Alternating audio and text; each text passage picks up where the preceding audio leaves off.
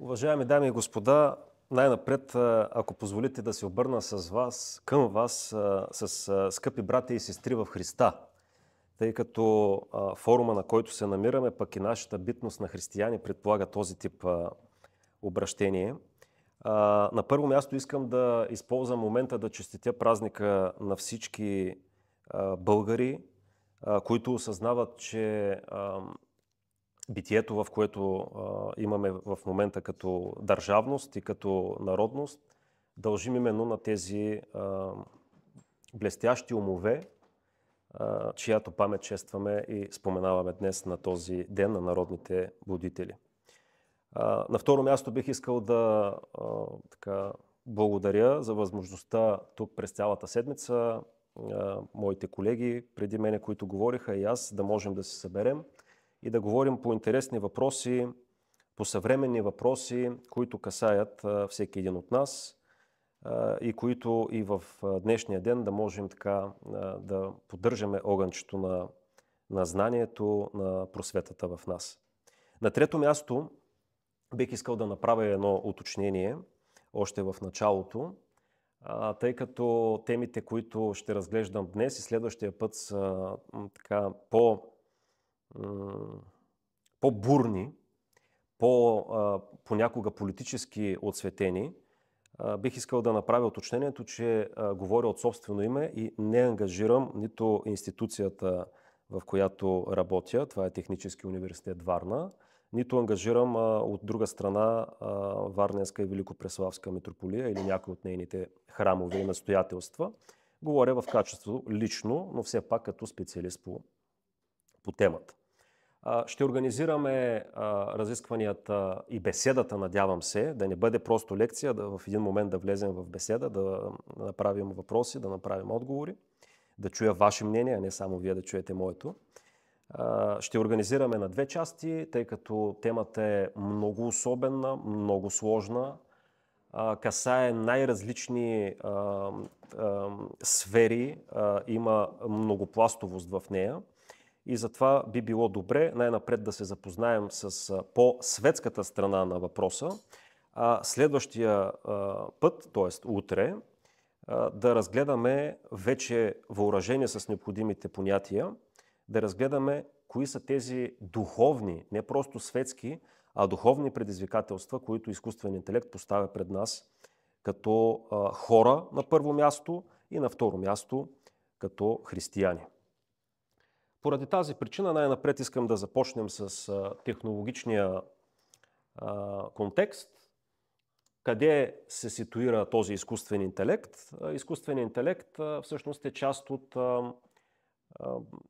една друга структура, която виждаме тук. Това са смарт технологии, това са комуникационни технологии, изчислителна мощност и съответно самият изкуствен интелект, който ги обединява и стои на върха на пирамидата.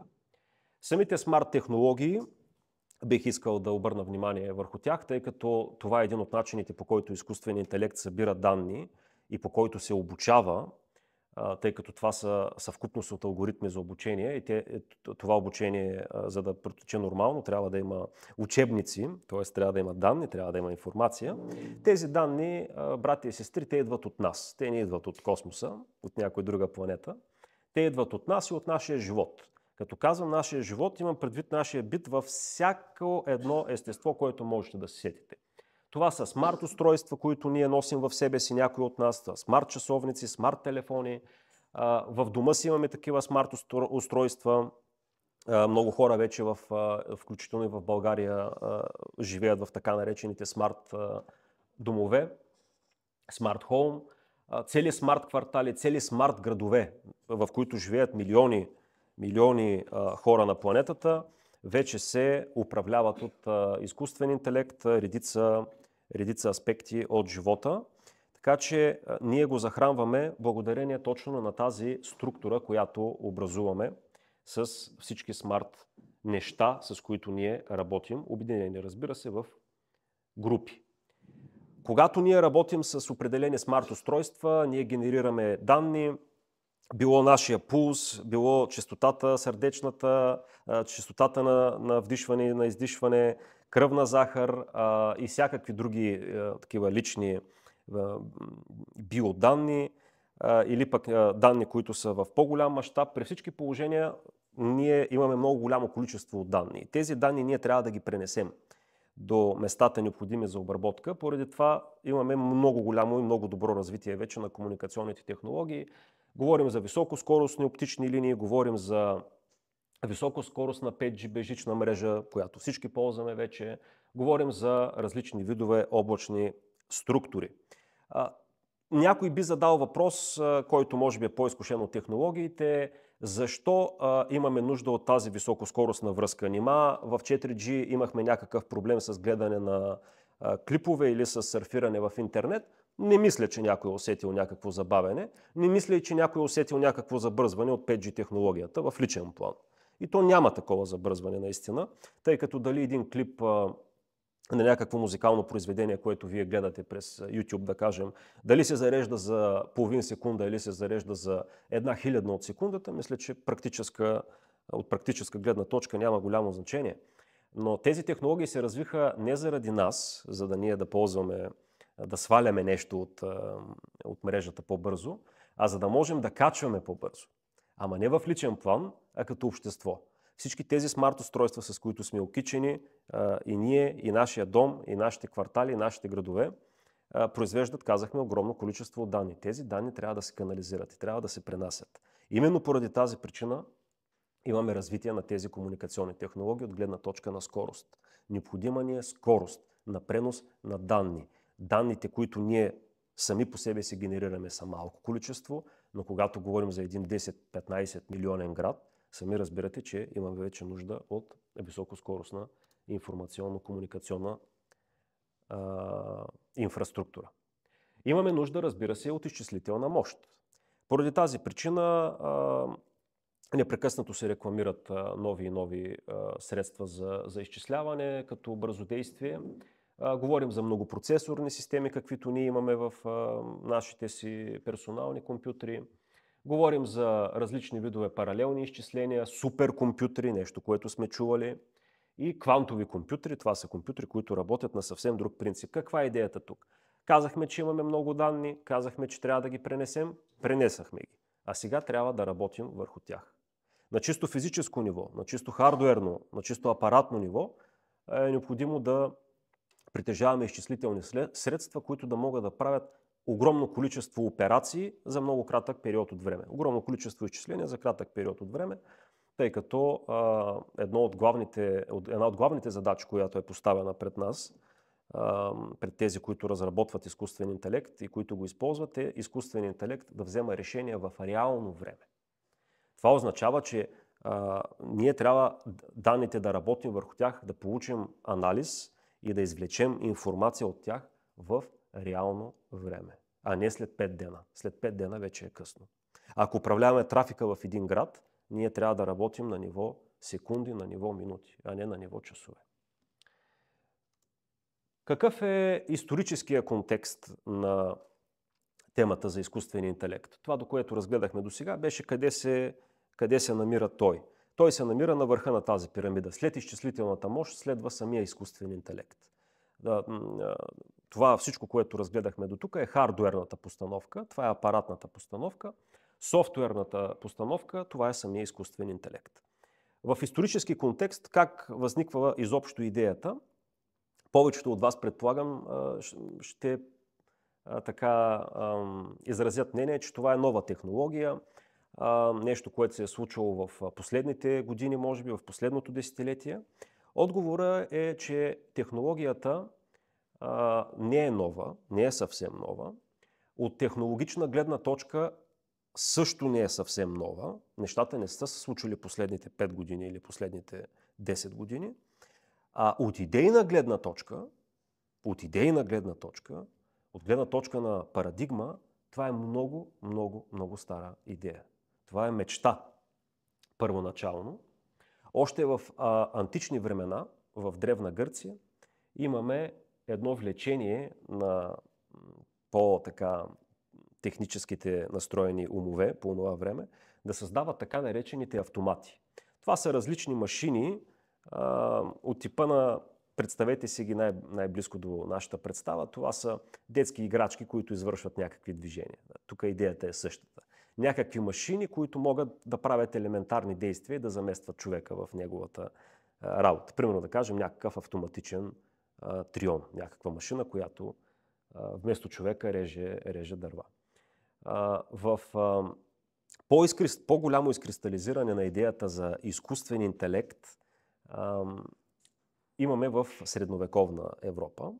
В 13 век възниква така наречената идея за бронзовата глава. Идеята е следната. Това е механично устройство, което алхимиците по тези времена са си представили, че на практика ще изглежда буквално като днешния изкуствен интелект, материален обект, бронзова глава, с която можеш да водиш диалог и която би могла да дава отговор на различни въпроси, които ти поставяш. Няма ли са претенция това нещо да е интелигентно? Претенцията е била да бъде машина за отговори. Когато питаш нещо, благодарение на много знания, което е събрана в тая машина, по някакъв мистичен начин, тя да може да отговаря. В 16 век в Европа отново възниква на базата на еврейския фолклор и на еврейските традиции, възниква идеята за друго същество, пак изкуствено сътворено, наречено голем. Големът представлява в еврейската традиция, и са правени опити за неговото създаване, голяма фигура, направена от гипс или от някакви подобни такива материали, пластични, която да бъде оживена в последствие. Как се оживява тя? Тя се оживява като едно от тайните имена на Бог, според еврейската религия, според еврейската традиция, се напише на лист и листа се пъхне в устата на този, ако щете, тотем. Или това име се изпише върху неговото чело.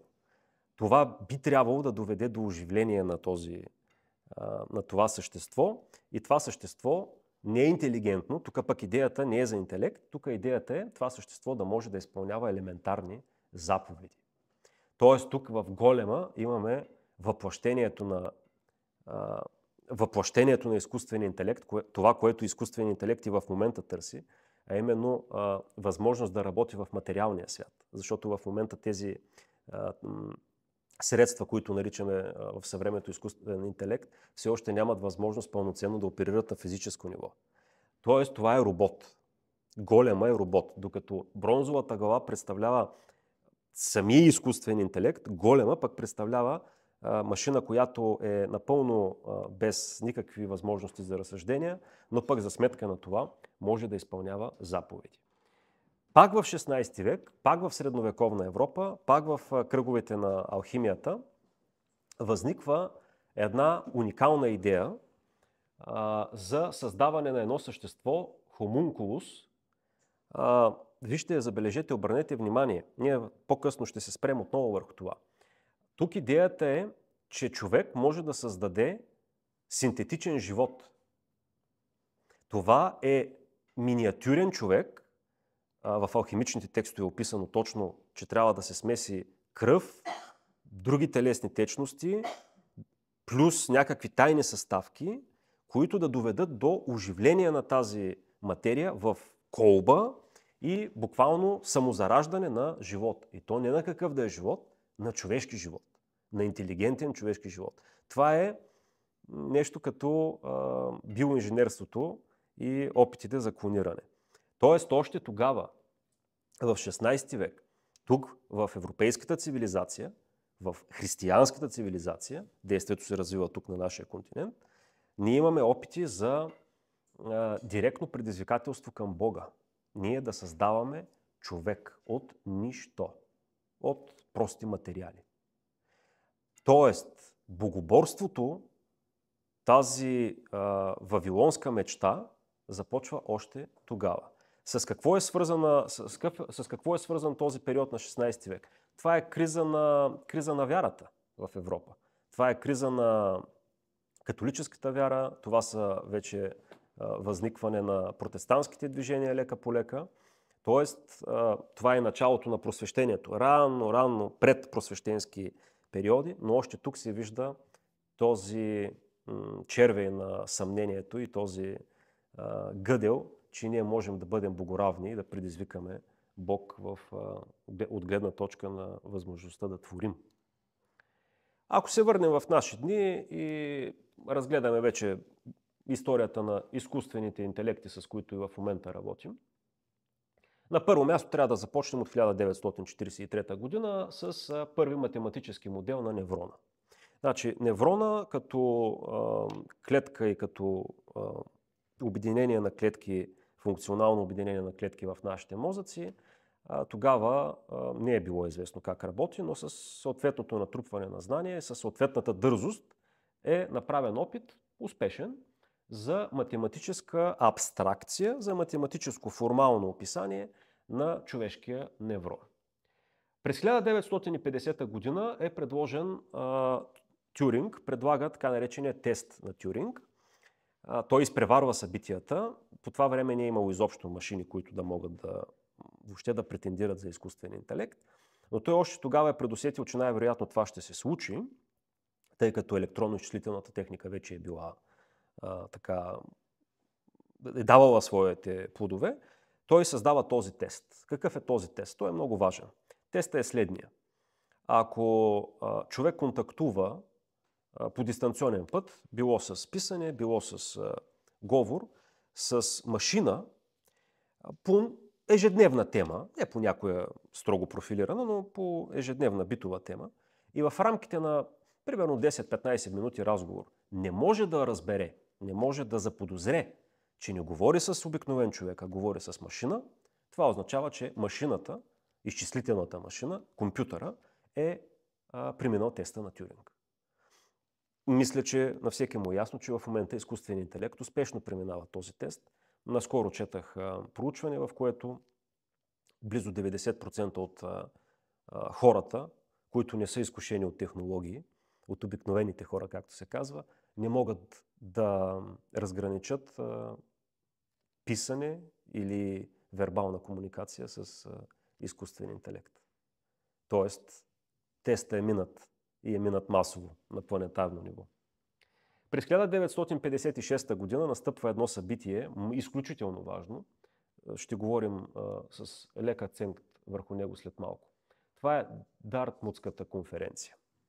На тази конференция се създава понятието за изкуствен интелект. Там възниква тази терминология изкуствен интелект, която ние използваме в момента, Artificial Intelligence.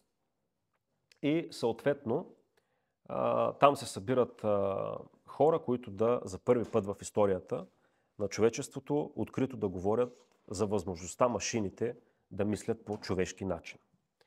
През 1966 година възниква първия софтуер, който прилича до голяма степен на изкуствен интелект. Това е Елиза. Това е първият чат-бот, който имитира работата на професионален, обърнете внимание, психолог. Това е много интересно. Още кои години. През 70-те години има спиране на развитието на изкуствен интелект. Това е така наречената зима на изкуствен интелект. Защо настъпва тази зима? Тази зима настъпва поради две причини. Първата причина е, че изчислителната мощ, която е необходима за по-нататъчно развитие на разработките, още не е налична, т.е. хардуера започва да изостава от алгоритмите, от една страна, а от друга страна до този момент е правен опит за чисто формален поглед върху интелекта, по-скоро логически поглед върху него. Обаче през 80-те години е създадена първата невронна мрежа. Това е опит, успешен опит, за алгоритмично обяснение на работата на човешкия мозък. И от тази гледна точка вече имаме отново един ренесанс имаме на изкуствения интелект. Вече идеята не е да описваме мисловния процес като логика, а да го имитираме по-скоро на биологично ниво, на мозъчно ниво, т.е. да имитираме начина, по който нашите човешки мозъци работят. През 1997 година настъпва едно знаменито събитие. Изкуствен интелект, наречен Deep Blue, побеждава Гари Каспаров в игра на шах. Това е знаменателно събитие. Преди играта, извадил съм цитат от самия Каспаров, преди да започне партията, той казва така: това е само машина, а машините са глупави. След като губи партията шах, той в голямо въодушевление казва: усетих го, усетих го. На масата срещу мен беше нов тип разум. 1997 година, Каспаров.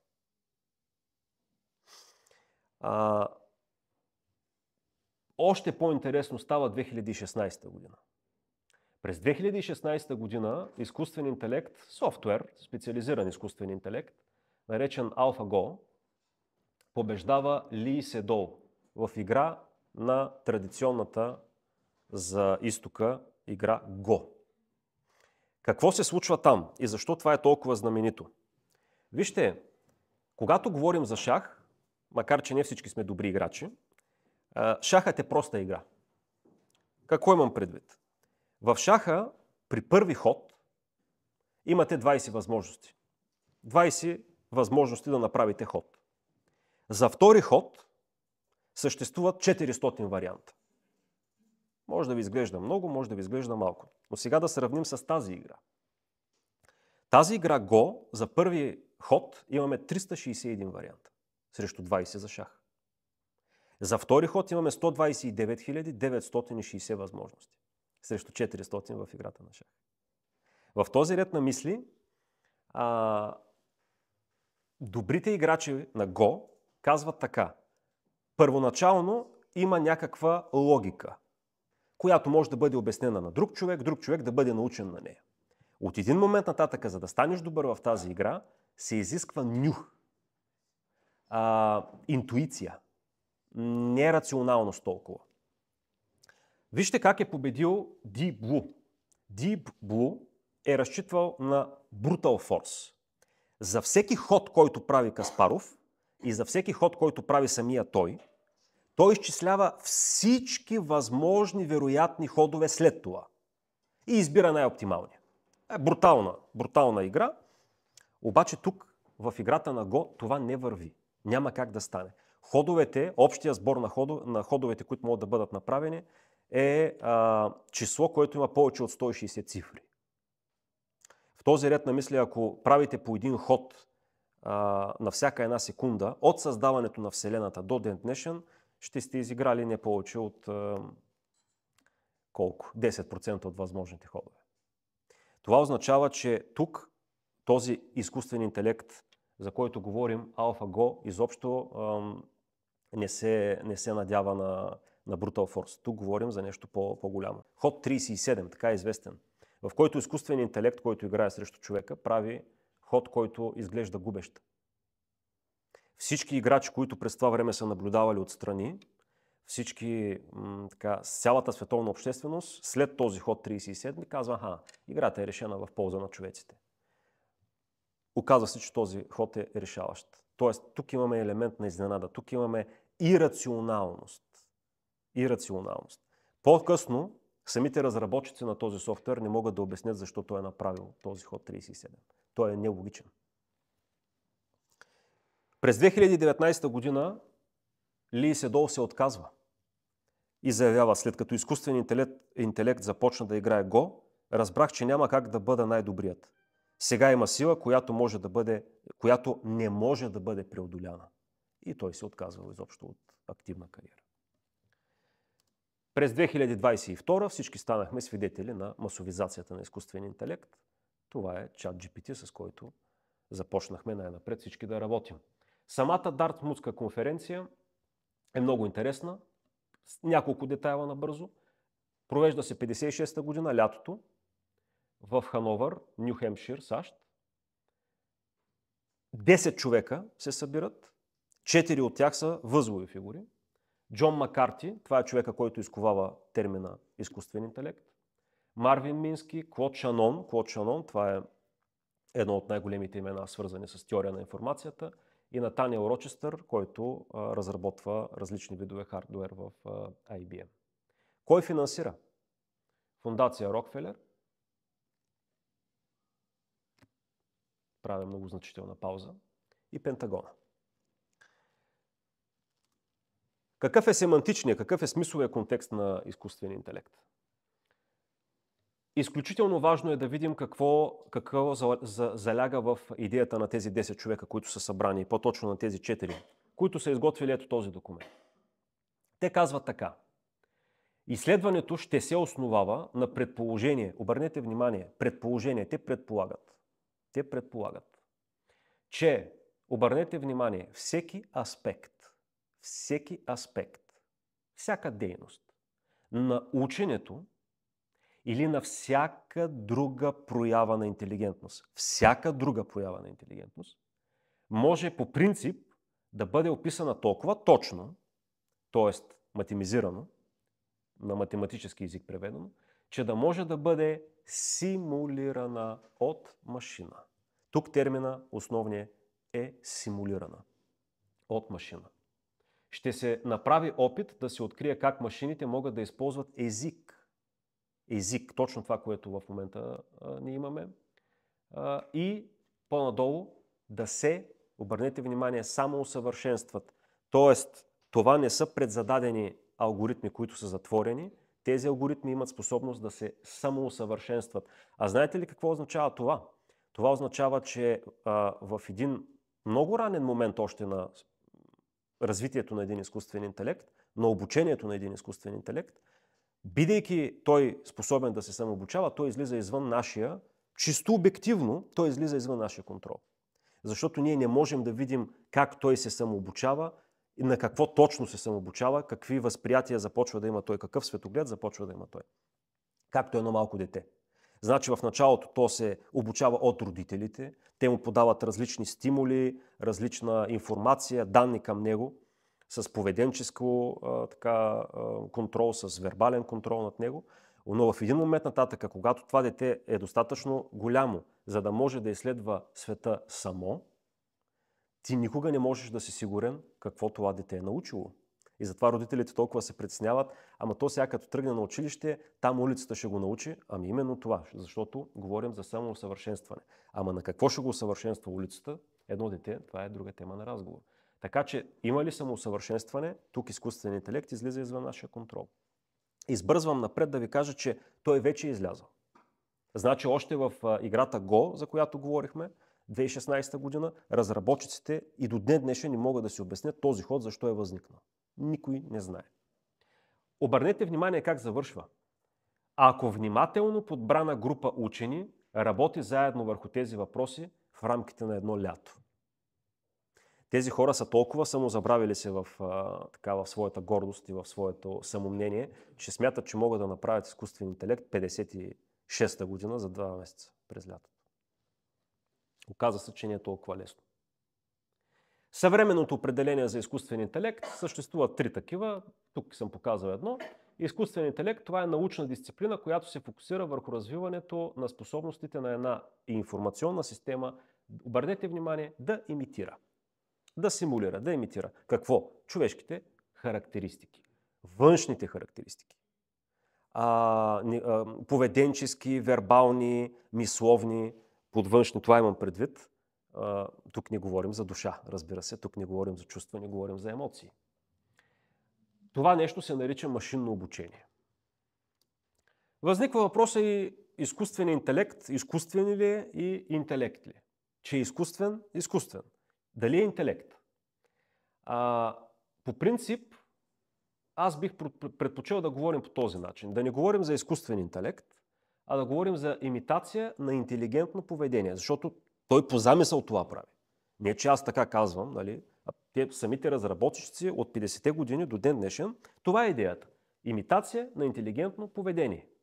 Можем да го наречем машинен интелект, алгоритмична имитация може да го наречем. Аз така съм направил една заигравка на думи. Вместо ИИ, може би да е ИИИ. Т.е. изкуствена имитация на интелигентност. Защото точно това всъщност представлява той. Това обаче не го прави по-малко опасен. Какъв е идеологическия контекст? Когато имаме работа с такъв тип възможности, тези възможности веднага излизат извън сферата на технологиите. Значи това не ви е някаква отверка или комплект гаечни ключове. Това е нещо много повече. Какво означава много повече? Ами хайде да говорим в цифрови изражения.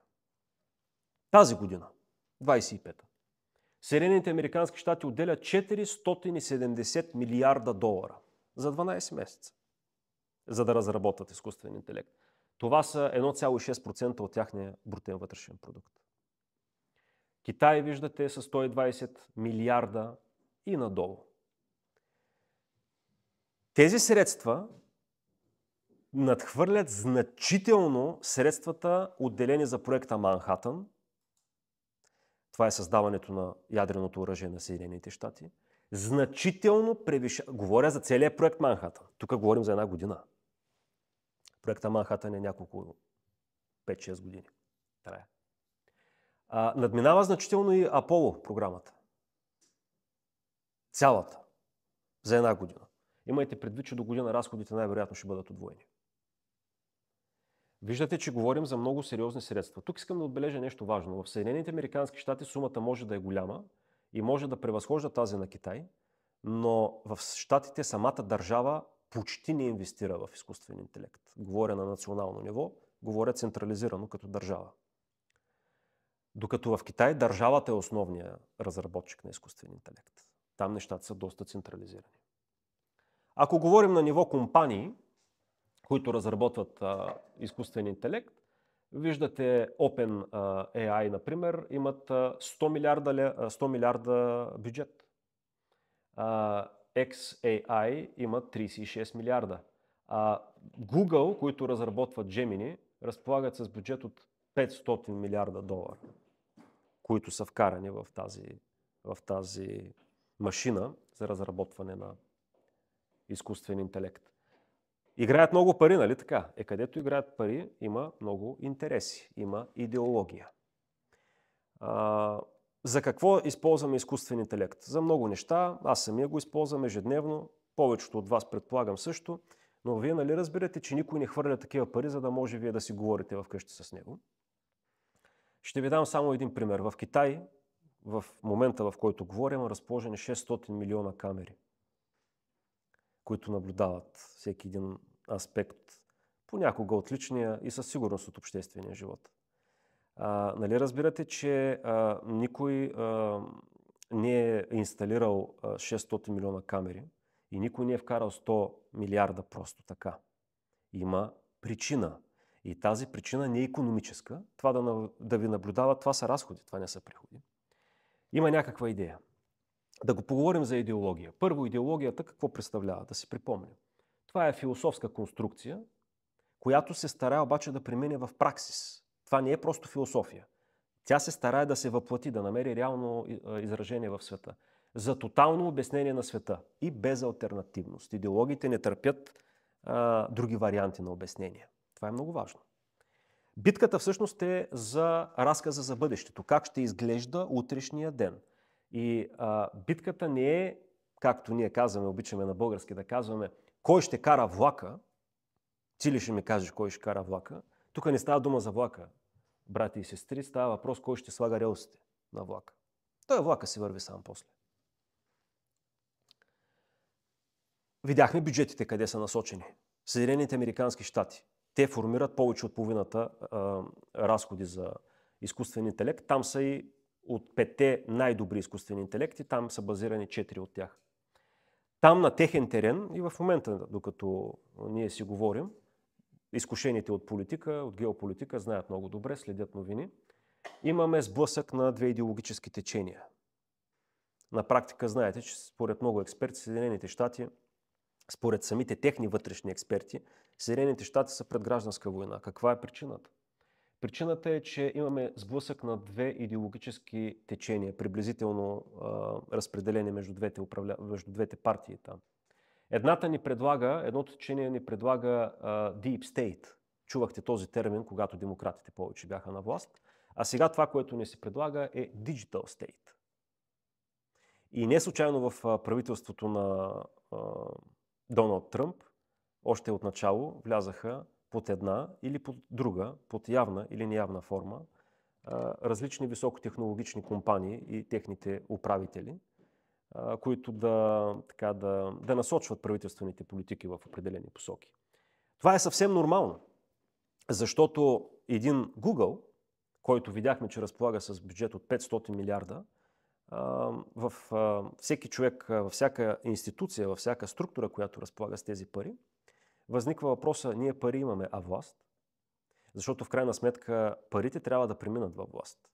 Парите се стремят да преминат в други форми, в властови форми.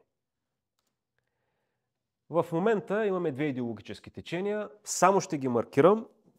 Темата е огромна и щекотлива. От една страна имаме един неотроцкистки прочит. Това е ляво-либералната идея, така наречена в момента, която в Европа продължава с пълна сила да върви. Ние живеем в момента в нея.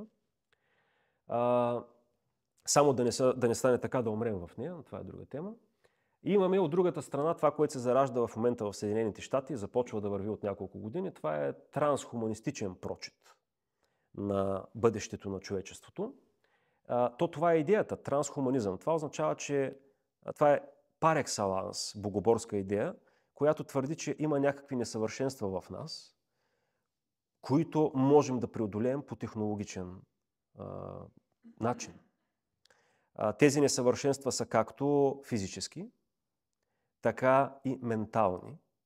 И човек общо взето има необходимост от сериозна помощ отвън.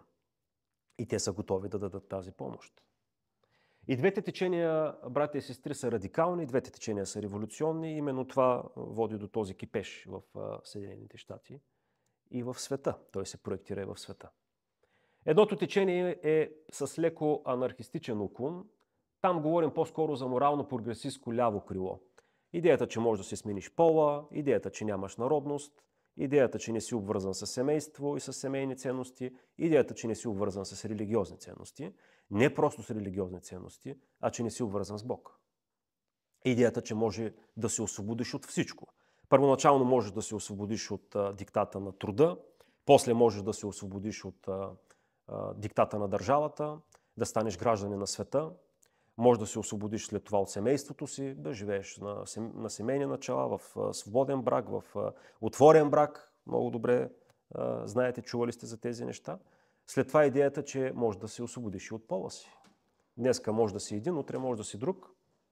Всичко е разрешено. Тези неща са виждани в човешката история, в ранните етапи на развитието на троцкизма в Европа. Има и етатистски уклон. Това е технологично-прогресистско дясно крило.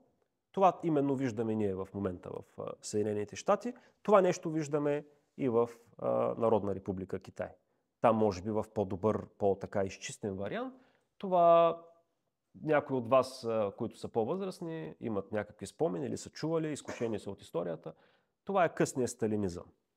В момента това е положението и в Народна република Китай. Тук държа да отбележа, тук не говорим за някакво осъждане от моя страна, просто така стоят нещата. Когато на всеки двама човека има по една камера, нали разбирате, че става дума за така доста интересно общество, начин на организация на общество. И двете течения са ултраматериалистични при всички положения. Едните казват, пола не е някаква детерминираност, проблема може да го решим по чисто материален път, по химичен път, по механичен път, няма никакъв проблем. Другата съответно казва, Бог не съществува, това са някакви отживелици, цялото бъдеще принадлежи на нас. Но и двете идеологии са антихристки. Те са антирелигиозни, те са атеистични, но те са антихристки в собствения смисъл на думата. Самия изкуствен интелект е парадигмата, отново искам да обърна внимание, тя е част от по-широк светоглед за имитиране, за заместване, за подобряване, а защо не и за отменяне на човека като такъв, тъй като той явно не е достатъчно развит, не е достатъчно годен. Изкуствен интелект е част от трансхуманистичната парадигма. И ярък пример в това отношение е Neuralink. Neuralink, това е инициатива на Илон Мъск, чували сте за нея, където всъщност идеята е човек да се превърне в своего рода киборг.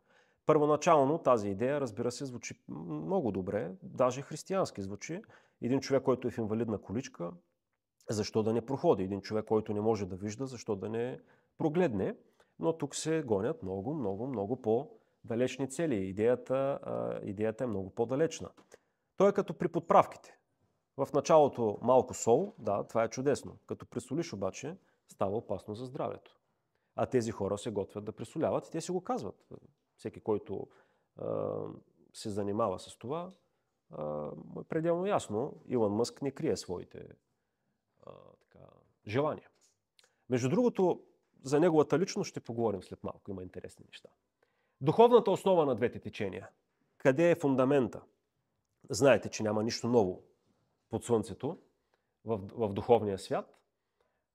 Първото течение, това неолиберално течение, което и в Европа в момента продължава да действа, то е разкрито в Псалтира, в втори псалом, стих 3. Да разкъсаме, казват, техните вериги и да смъкнем от себе си техните окови. Това, виждате, още тогава се е случило. С целият псалом разказва за това, че земните царе са се събрали да се съвещават против Бога, защото явно игото на Бога тежи по някакъв начин и те желаят да го отхвърлят от себе си. Те разглеждат Божието присъствие като окови, които трябва да бъдат отхвърлени. Всякакви ограничения трябва да бъдат премахнати. Другото крило, това по-технологичното, което именно е концентрирано върху изкуствения интелект, което го разработва, казва така, от Битие 3.5. Но Бог знае, че в деня, в който вкусите от тях, ще ви се отворят очите и ще бъдете като богове, знаещи добро и зло. Това са думи, знаете на кого, знаете към кого. Това в момента виждаме и ние. Самата заявка 56-та година е красноречива.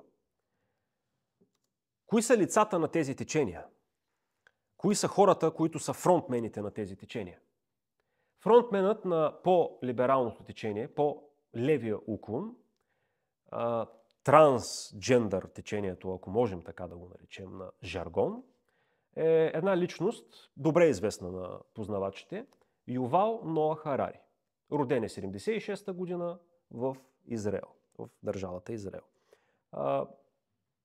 Докторска степен притежава, преподавател от няколко години в Иерусалимският университет, занимава се с хуманитарни науки, издава редица книги, посветени на човешката антропология.